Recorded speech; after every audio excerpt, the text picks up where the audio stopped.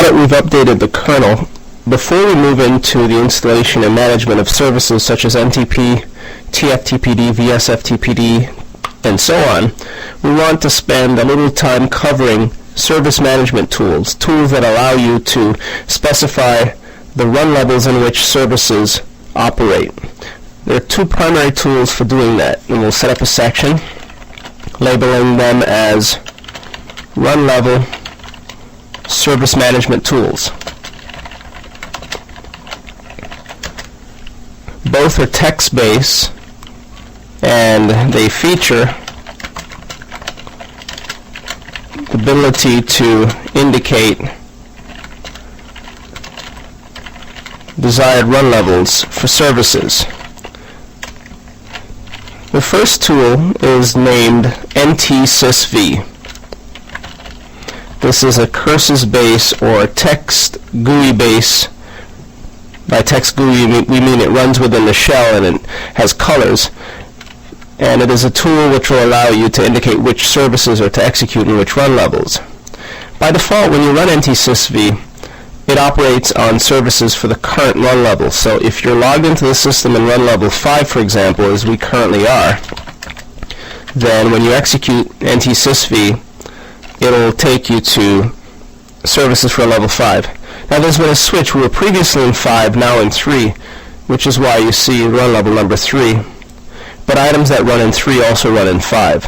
So if we modify the run level items for run level number 3, they'll also be started in 3 as well as 5. So either or, it'll work fine, with the lone difference being 5 starts the X graphical environment, XOR graphical environment. So let's witch NTSysv to see where it is on the system. This is a tool you'll find on Red Hat systems.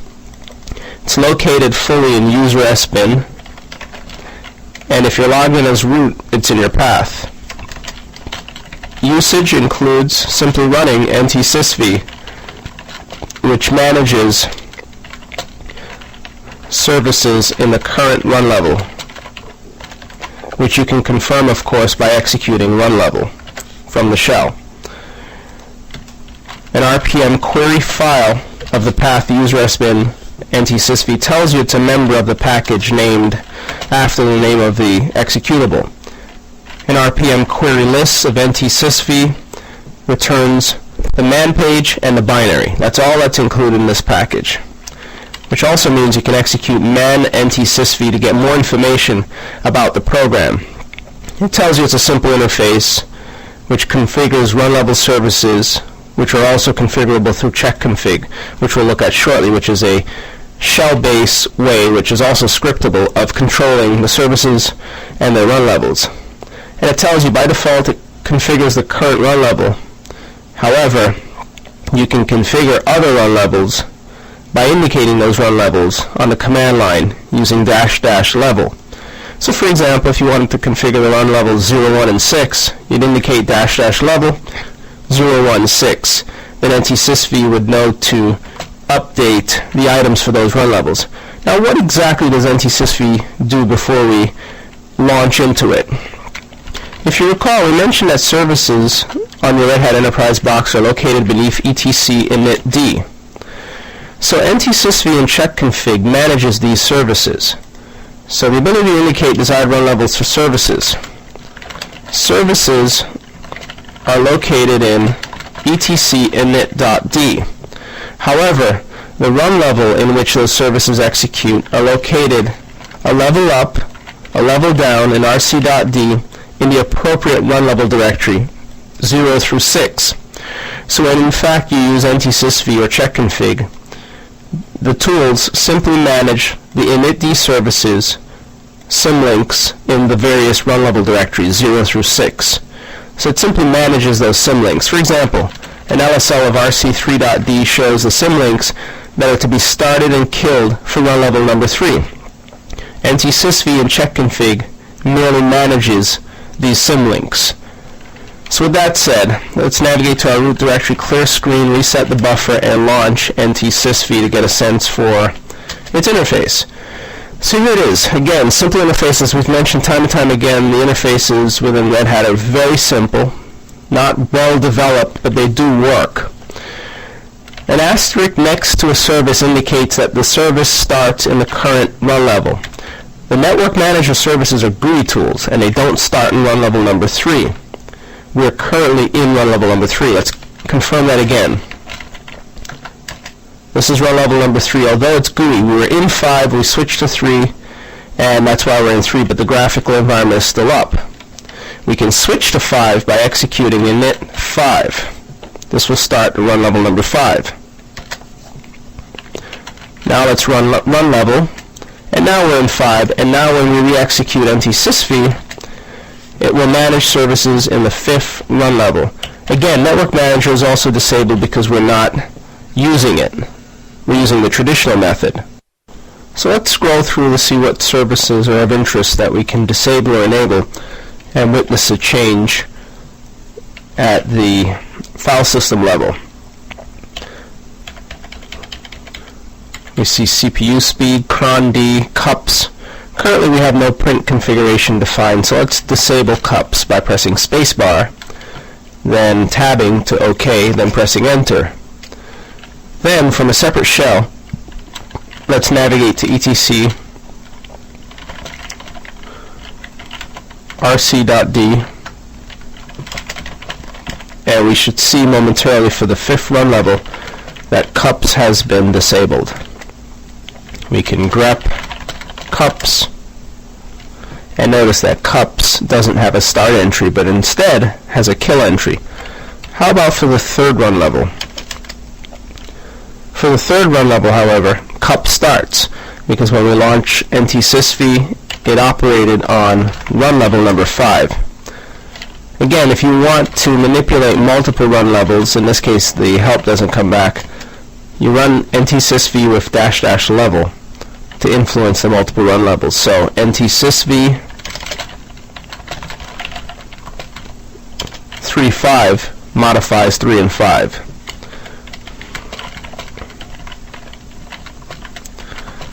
Manages services for run levels 3 and 5. Let's return to the shell and take a look. And we'll navigate to cups. The services are arranged alphabetically, sorted from the etc init.d directory. And here we see cups is enabled because it is for run level 3. Let's disable it. Press enter after we've tabbed. Then ls ltr again, rc3.d where we see a cups entry for kill, and for 5d a kill entry. So we've effectively updated 2 run levels for the service cups. We can modify, of course, multiple services by deselecting or selecting those services. Multiple changes will be recorded depending on what we have selected using spacebar. So cups is turned off because we're currently not making use of it. DHCP is turned off, DHC relay. First boot is turned on, which allows you to configure your system the first time you bring it up to register with the Red Hat network and otherwise. The Apache server is off, IP6 tables is on, IP tables is turned on because it's currently in use. ISDN is on in the event that we want to take advantage of that. Network services is on, but we could disable it if for some weird reason we needed to. And network time protocol services off, which we're going to turn on because we want to spend some time with the network time protocol service momentarily. The Squid proxy server is off, SSH is on, syslog is on, VNC server is off. Let's turn on the network time protocol daemon because, again, in a subsequent section we will examine network time protocol. And then we'll examine from the shell NTP, where you'll see that in run level 5 there is now a start entry, although we've yet to configure the NTPD daemon. And let's confirm for 3.d for NTP, and there you see a start entry. Let's just note also NTSysv nor Chkconfig starts or stops services. It simply modifies the run level and you will need to use service or explicitly execute the program from etc init.d to start or stop it. But it doesn't stop or start the service for you. It simply updates the references, the cross-references in the appropriate run level. Now with that said, how about taking a look at Chkconfig? So from the shell we'll go ahead and execute a which Chkconfig, and we'll do it as in the root shell. You need to be root to make changes to the different run level entries, the services. And it's in sbin. RPM query file will tell us the package membership.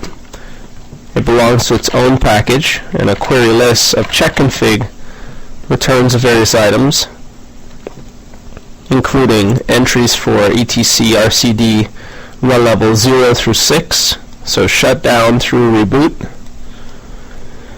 as well as references to etc top level run level directories. In fact, from etc, let's navigate to etc briefly.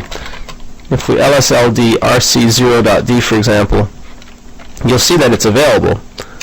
And if you also look at rc.d rc star, the entries are there as well, with the same inode references, so the items are identical. So how do we go about using Chkconfig? Chkconfig usage. How is it beneficial for our environment, or for our Red Hat Enterprise environment? Well, you can use it on a per-service basis, for example, to interrogate a given service, such as NTP, the one we just updated. Using the list option, you may also enable or disable services.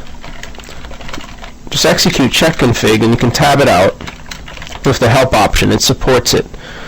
The primary functions include list, followed by service name, add, followed by service name. You can add a service based on an initialization script that exists in init.d, delete a service, or associate a service with various levels, such as 3 and 5, similar to executing NTSysv space -- level space 3.5.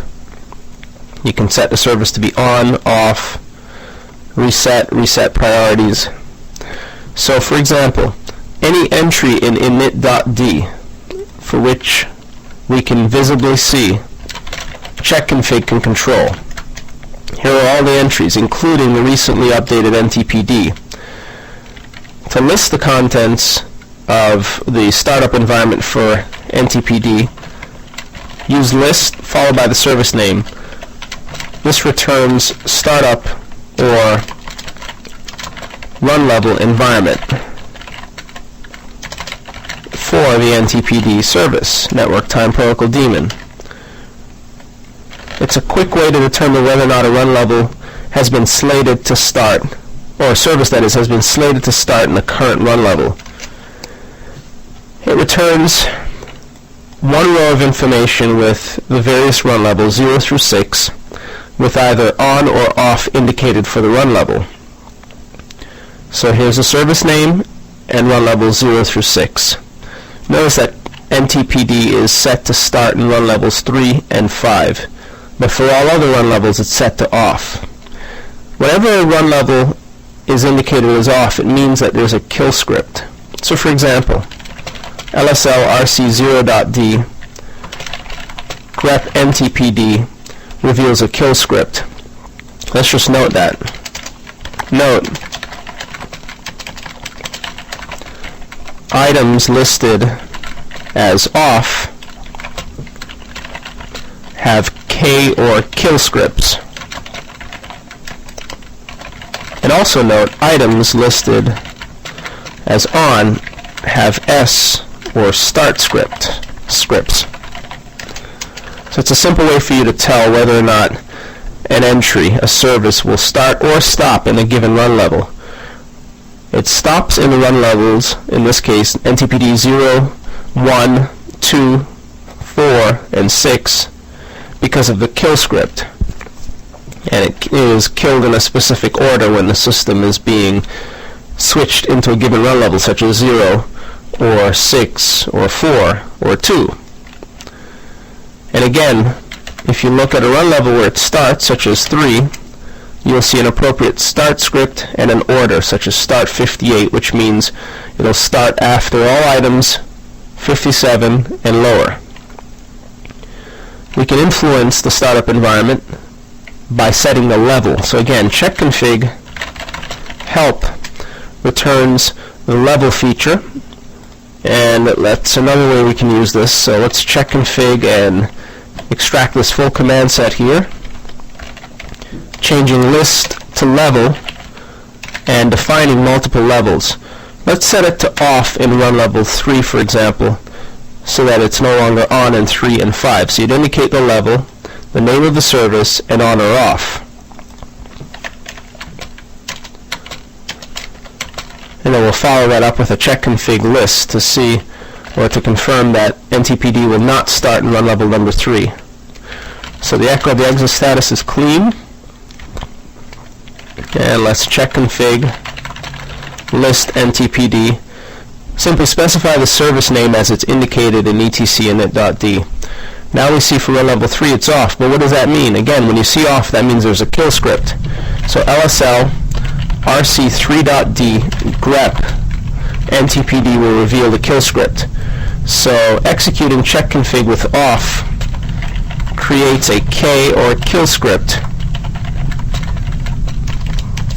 in run level 3. And for multiple run levels, for off or on, just indicate them with no delimiter or no space. So for 3 and 5, to set it to off, you can indicate as follows. And this will turn it off. This will create a kill script entry in 5 as well. Now when we LSLTR in run level 3, we see the kill script, and ditto for 5. If you want the service to be on, for example, you can execute Chkconfig, the name of the service, NTPD on. Well, what does that do? Well, first the echo of the exit status returns cleanly. Then, when we list NTPD, which we'll see momentarily, notice that it's turned on in the multi-user run levels. So when you don't indicate a run level, 2 through 5 are enabled. Let's just list that. Chkconfig service name on enables NTPD in levels 2 through 5, including 3 and 4. So this is a quick way to enable a service in the multi-user run levels. Ditto for off. Let's Chkconfig NTPD off, then rerun it, and now notice it's off. So conversely, option number 5, switching it to off, disables NTPD in run levels 0 through 6, or all run levels. But it's already off in 0 and 6 as well as 1, so really only 2 through 5 become impacted as a result. So you've got 2 primary tools for controlling services, Chkconfig and NTSysv. NTSysv provides a usable interface. Chkconfig is more suitable for scripting. Let's just note that. Use Chkconfig from the shell or a script. Use NTSysv from the shell in interactive mode. So one's an interactive tool, the other can be scripted. And that's the big difference. As you have come to expect, most configuration items within a Linux environment can be scripted, typically using an alternate tool, but it is always possible to script something in a Linux setting. And again, we should just note, when controlling services using Chkconfig, reference the name of the service as it's specified in etc init.d. So again, as a result, there's no imperative reason why you need to memorize the items in init.d. Just take a look at the directory and select your service and determine whether or not you'd like to have the service enabled or disabled. Now again, Chkconfig serves other options, such as the ability to add a script. If you have an initd entry that you have created based on resources from online or elsewhere, or even your own homegrown init script, so long as it follows the syntax of other init scripts, and you can do so by copying a simple init script, Chkconfig will add that script to the appropriate run level for you. It will also delete a script if you'd like, but it would be against good advice to remove any of the default scripts that ship with the operating system. Use add and delete for your homegrown or imported scripts from elsewhere.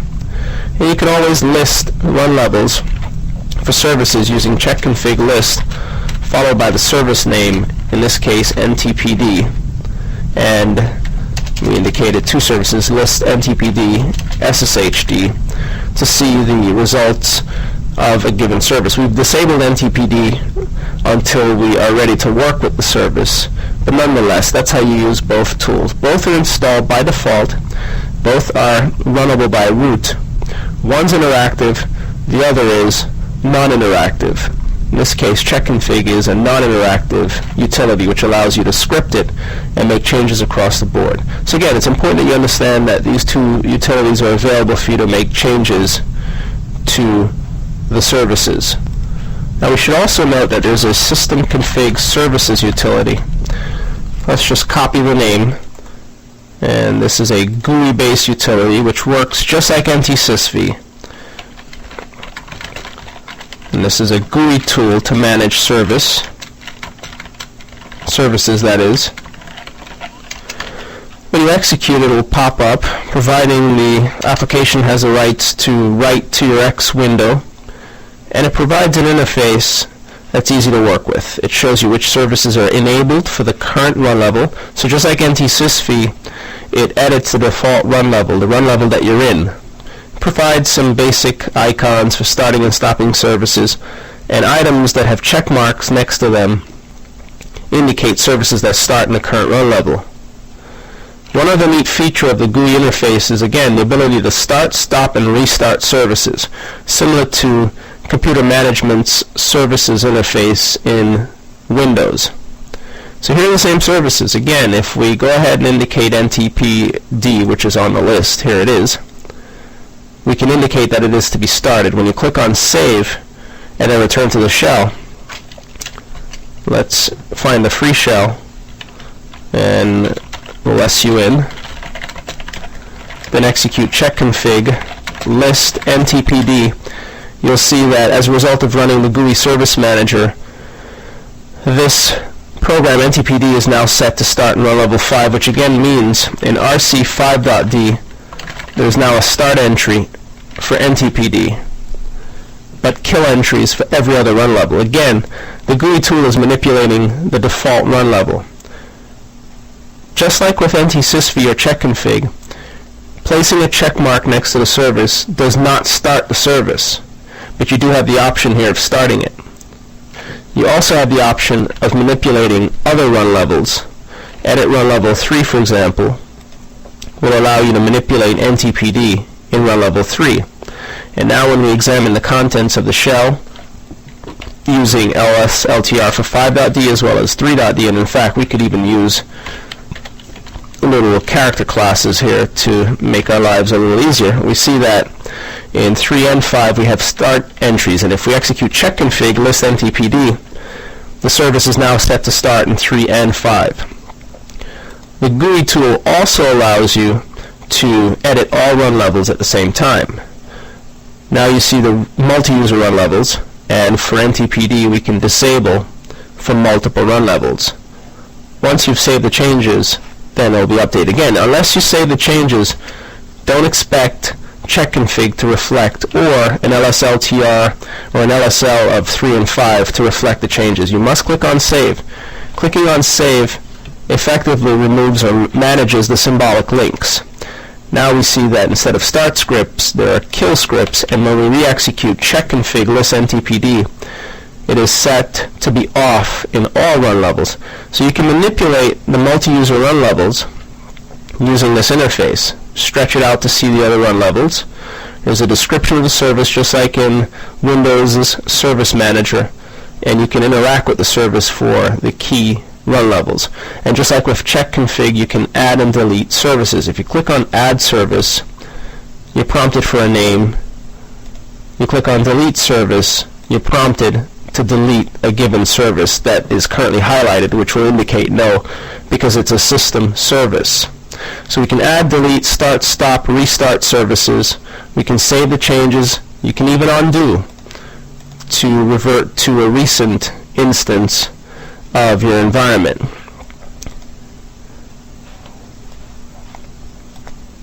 And also there's an on-demand services tab here. These are services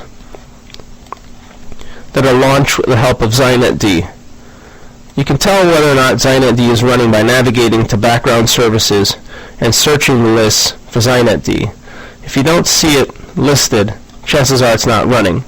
Let's take a look at our initd entries to see if XynetD is listed, and it isn't. So as a result, there is no entry for XynetD. Because there are no services currently controlled by XynetD in this release, but can be installed, and we'll look at it later on. So for on-demand services, these are services that are spawned on demand by tools such as XynetD. You can control them as well using the service configuration tool, or system-config-services. So that's a little bit about managing services. You have two primary text-based means and a third system-config-services means of modifying your services. Primarily we'll work with NTSysv or Chkconfig because they're accessible via the shell.